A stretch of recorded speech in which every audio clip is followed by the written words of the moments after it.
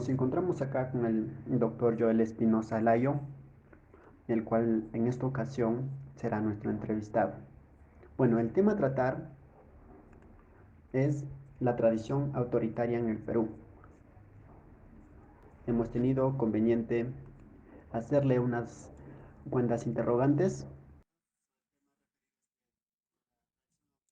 Bueno, nuestra primera pregunta es, ¿a qué se refiere la tradición autoritaria? Bueno, en primer lugar, un saludo cordial a ustedes, estudiantes, y también a sus docentes de la ONT. Efectivamente, yo les agradezco pues, por dar esta oportunidad de compartir algunos conocimientos que podemos haber adquirido en la vida. Bueno, la tradición autoritaria en nuestro país, valgamos decirle, y justamente de ahí me parece el nombre que lo han sacado, tradición, ¿no? Porque no debería ser una tradición el autoritarismo. Sin embargo, en nuestro país sí lo es. ¿Por qué? Porque durante la época republicana, desde 1821, se han dado una serie de gobiernos autoritarios basados en tanto militares como civiles. Antes del gobierno de Alberto Fujimori, las dictaduras eran típicas de gobiernos militares y ellos ejercían un gobierno autoritario. Es decir, prácticamente su poder se concentraba en sus manos y no se repartía como normalmente debe hacerse en una democracia en diversas instituciones. Sin embargo, estos gobiernos autoritarios de militares, porque hubieron 3 militarismos en nuestro país en nuestra época republicana, tenían la característica de ser autoritarios, pero de manera explícita. ¿Qué significa? Que se hacían notar como gobiernos autoritarios. Soy gobierno autoritario, doy golpe de Estado a un gobierno elegido democráticamente o a otro gobierno autoritario, porque también entre militares se daban el golpe de Estado. Pasaban de uno a otro, como el caso, por ejemplo, de Velasco Alvarado, que finalmente fue derrocado por Morales Bermúdez, siendo los 2 militares. Entonces, ¿qué pasaba finalmente? Ellos decían, soy un gobierno autoritario, mi decisión es la que vale y no hay otras instancias a las que pueda recurrir la población, porque ellos lo tenían controlado todo. Eso se distingue algo un poco en la década de los 90, cuando ingresa Alberto Fujimori. Alberto Fujimori no entra como un gobierno dictatorial, no entra como un gobierno de las Fuerzas Armadas, entra como un gobierno democrático. Él es elegido en 1990 como presidente constitucional del Perú y ganó las elecciones pues a Mario Vargas Llosa, nuestro laureado escritor. Sin embargo, 2 años después, él mismo se dio un autogolpe, que quiso él aparentarlo de democrático. Él disolvió el Congreso y llamó a un Congreso constituyente que prácticamente lo tenía controlado. Disolvió otras instituciones como el Tribunal Constitucional, como el que ya ha fenecido Consejo Nacional de la Magistratura, varias instituciones que existían y que eran independientes, inclusive el Poder Judicial, y empezó a cambiar a personas que estén bajo su mando o bajo su disposición. Entonces, desde el año 92 había sido autoritario en nuestro país, en la que el gobierno decía soy autoritario, soy dictador y listo, y todo el mundo lo sabía. Existían organismos constitucionales autónomos, pero que estaban bajo su mando o bajo su poder. Entonces, aparentemente se vivió 10 años de gobierno de Fujimori democrático, entre comillas, pero en realidad fue un autoritarismo completo. Y por eso es que recientemente lo he escuchado a su hija, que ella ha dicho, el gobierno de mi padre nunca fue una dictadura. O sea, quiere engañar lo que en realidad fue. Fue una dictadura completa, pero la camuflaron con democracia aparente. Eso es lo que ocurrió. A raíz de esa década del 90 hasta la actualidad tenemos gobiernos democráticos y esperamos que no se termine, ¿no? Hasta la fecha. Me parece muy interesante su comentario, muy completo también. Y como segunda pregunta tenemos esto, ¿cómo se vivió esta tradición en el periodo de Fujimori? Creo que me había adelantado un poquito con la respuesta, ¿no?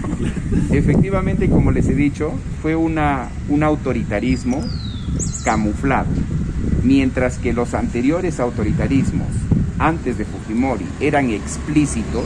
¿Qué significa explícitos? Que ellos se mostraban como dictadores. En el gobierno de Fujimori quisieron tapar el sol con un dedo. Él era dictador, pero quería presentarse a la población como si no lo fuera. Existían instituciones, pero no eran autónomas, dependían de él. Entonces era prácticamente una nueva forma de autoritarismo, un autoritarismo camuflado que creo que es mucho más peligroso que los anteriores.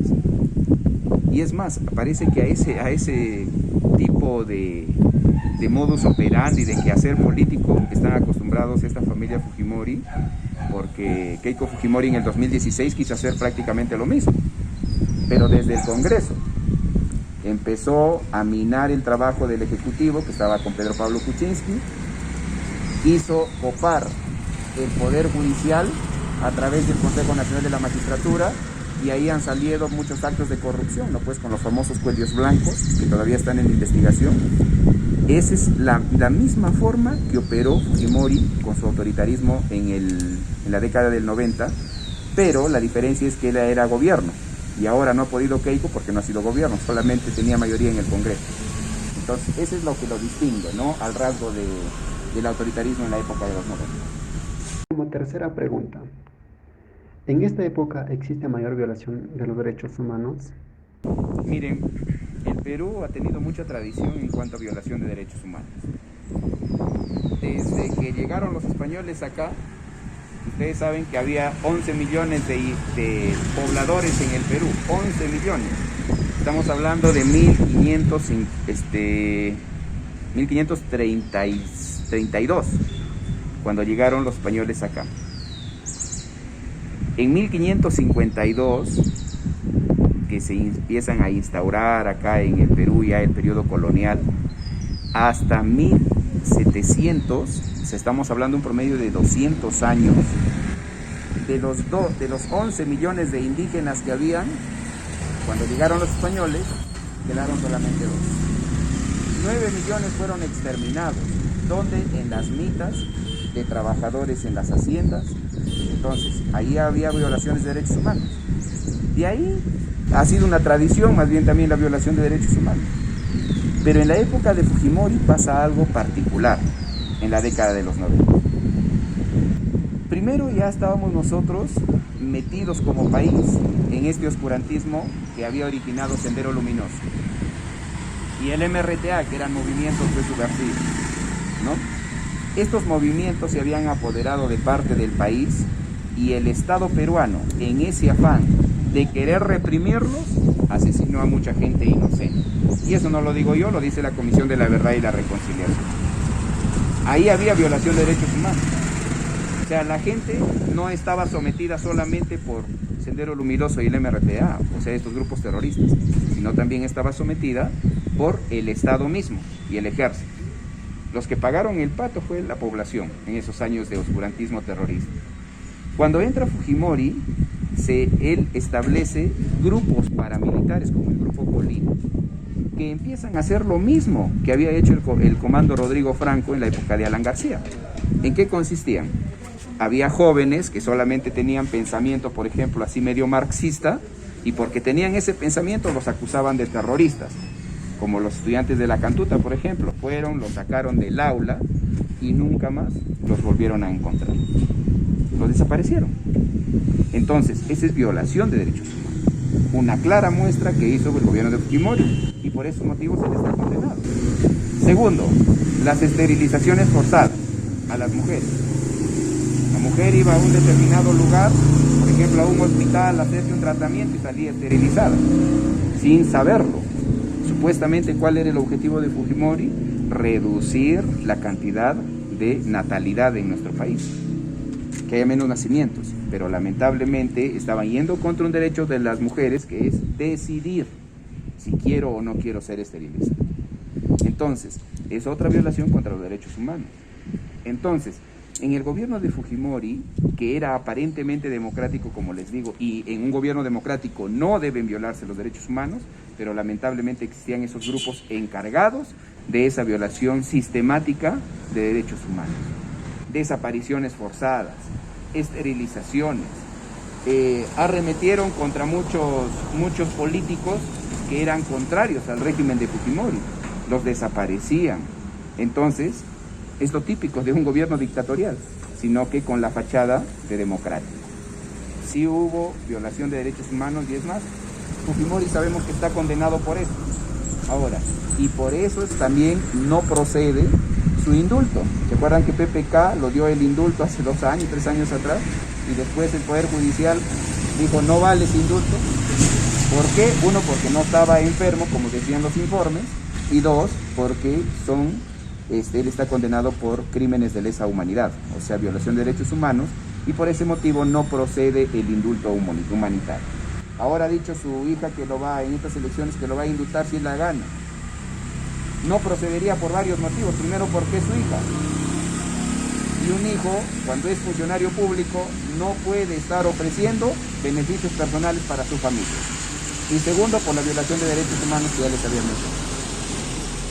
Muchas gracias, nos es un gran aporte para nosotros, estoy seguro que también para nuestra vida. Gracias a ustedes, Jorge. Muchas gracias.